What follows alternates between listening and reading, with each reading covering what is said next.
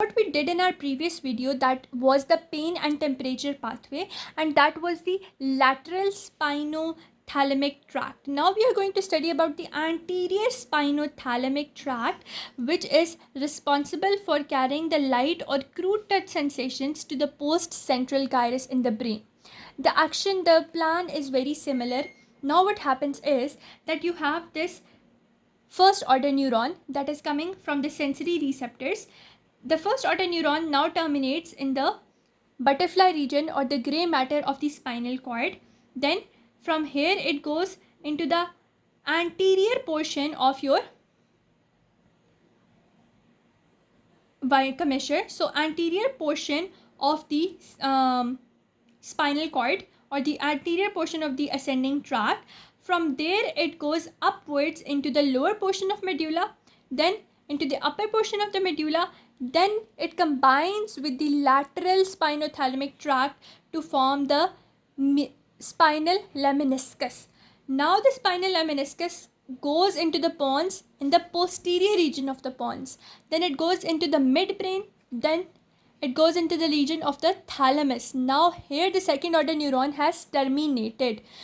What will happen here is third order neuron will start. The third order neuron will start from the ventral posterolateral region of the thalamus, and it will go into the cerebral cortex.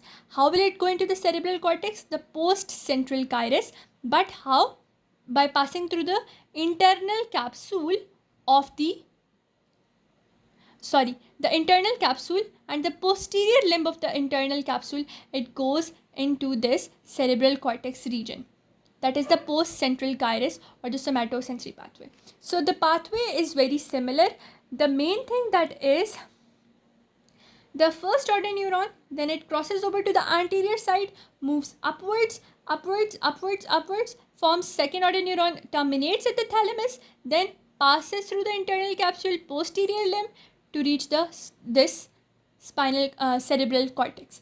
The action plan is very similar to that.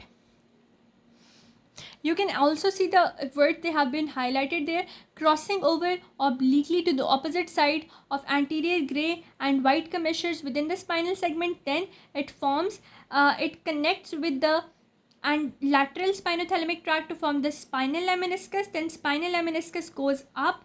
Then it terminates at the ventral posterolateral nucleus of the thalamus. Then it passes through the internal capsule in the posterior limb of that, then forms corona radiata, which go into the cerebral cortex, and then information is relayed over there. That is the crude touch pathway. The crude touch is a very rough touch which cannot be localized, and the lateral portion was for which that was for pain and temperature. Mainly the receptors for that was the free nerve endings, and one another thing was there was this